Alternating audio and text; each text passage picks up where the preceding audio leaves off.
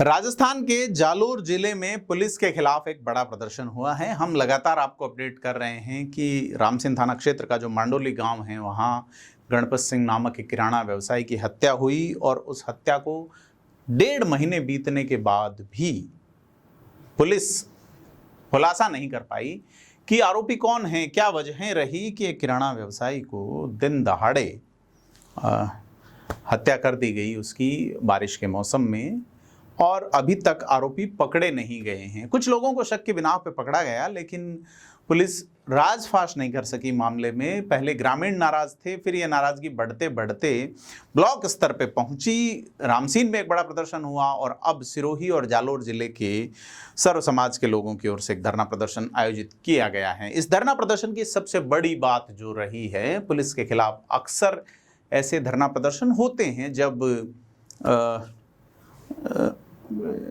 कार्रवाई नहीं होती या डिमांड होती है कोई भी, लेकिन इस धरना प्रदर्शन की बड़ी चीज ये है कि 27 अगस्त को जो ये मर्डर हुआ था, यह अक्टूबर तक मामला पहुंच गया है और इस धरना प्रदर्शन में बड़ी संख्या में जालोर में, सिरोही में भाजपा की राजनीति करने वाले नेता जुटे हैं। और प्रदेश में भाजपा की सरकार है और भाजपा ही के नेताओं का यह अधिकारियों के खिलाफ उनकी कार्यप्रणाली को लेकर जो विरोध प्रदर्शन नजर आया वो देखने लायक हैं, क्योंकि इसमें रविंद्र सिंह बालावत, जो कि भाजपा के 5-6 साल तक जिलाध्यक्ष रह चुके हैं, लंबे समय तक महामंत्री रहे, भाजपा की राष्ट्रीय परिषद के सदस्य हैं और एयरपोर्ट अथॉरिटी ऑफ इंडिया के सदस्य भी हैं। रविंद्र सिंह बालावत जालोर सिरोही की राजनीति में एक बड़ा नाम है और भाजपा के नेता हैं और वो इस प्रदर्शन में शामिल हुए। साथ ही शामिल हुए पूर्व प्रधान दिलीप सिंह मांडानी, जो कि भाजपा के नेता हैं आजकल और सामाजिक न्याय मंच के नेता हुआ करते थे देवी सिंह भाटी के समय से, वो भी प्रदर्शन में साथ नजर आए।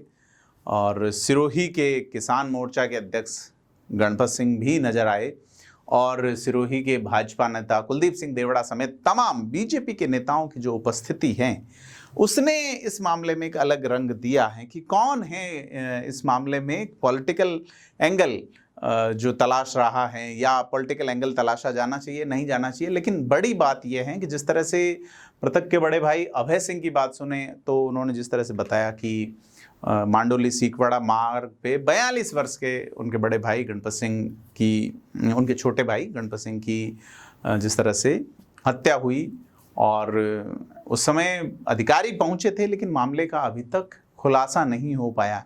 तो तमाम चीज़ें जो है वो अगेंस्ट पुलिस हैं और इस अगेंस्ट पुलिस स्थिति और अगेंस्ट प्रशासन जो लॉ एंड ऑर्डर वाली सिचुएशन है, उसको लेके बड़ी चीज़ है कि यह जो खुलासा नहीं हुआ, इसको लेके रामसीन में रैली निकली और जालोर में भी इस रैली में रविंद्र सिंह बालावत ने इस रैली को संबोधित किया और अपना विरोध प्रकट किया। बाद में कुलदीप सिंह देवड़ा इस रैली में बोले, दिलीप सिंह मांडानी समेत तमाम लोगों ने इस रैली को संबोधित किया और पुलिस की कार्यप्रणाली पे सवाल उठाए हैं।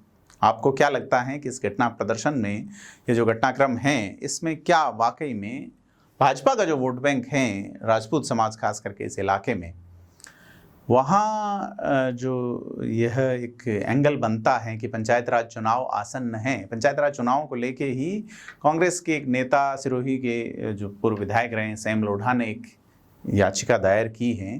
पंचायत राज चुनाव एक बड़ा बिंदु बन सकता है और यहाँ इस वर्ग का प्रभाव है। क्या प्रभाव पड़ेगा, भाजपा की मौजूदा सरकार इस मामले में क्या निर्णय लेगी, तमाम चीज़ें हैं देखने वाली। आपको क्या लगता है? आप पूरे घटनाक्रम को देखें और अपनी राय शुमारी करें। सिर्फ एक कारण है कि उसने राजपूत जाति में जन्म लिया। क्या हम बार बार इसी तरह से धरना प्रदर्शन करते रहेंगे?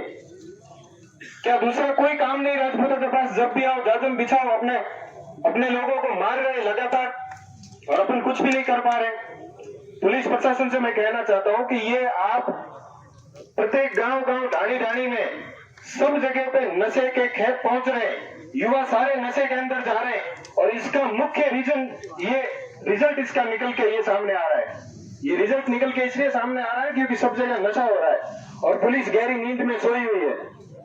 हमें हमारे संयम की परीक्षा से उबार मत लो, नहीं तो आपको भारी पड़ेगा। बाकी सारी चीजें सब लोगों ने बता दी है।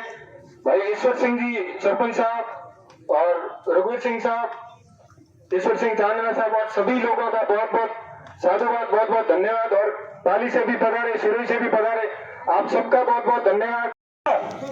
क्या अगर आपके दिमाग के अंदर कोई गंदगी है तो उस गंदगी को निकाल के बाहर कर दें, क्योंकि हमें जो जिस भाषा में समझेगा उस भाषा में उत्तर देना आता है। हम कोई मरी और तभी कुचली कौम से नहीं है। हमारे पूर्वजों ने 36 कौम को साथ में लेके हजारों साल तक शासन किया है। आज यहाँ पे एक बच्चा बैठा है जो आपसे एक न्याय की उम्मीद लेके आया हुआ है। बार बार ज्ञापन देने के लिए हम सब नहीं आए हैं। या हमारा काम ये नहीं है कि ये आएंगे और ज्ञापन देंगे और घर पे चले जाएंगे। मैं आप सबसे कह रहा हूँ, अगर आप इस बच्चे को न्याय दिलाने के लिए यहाँ पे आए हैं, आपके मन के अंदर पीड़ा है, आपके मन के अंदर दर्द है, और अगर आप चाहते हैं कि इस परिवार के साथ में न्याय हो, तो आप सबको माँ भगवती की कसम में आप यही बैठेंगे। और जब तक इस बच्चे को न्याय नहीं मिलता, इस परिवार को न्याय नहीं मिलता, और इन अंधी और गूंगी बहरा या जो जालोर का प्रशासन है, इनकी नींद नहीं उड़ती, तब तक हम यही बैठेंगे। पानी पानी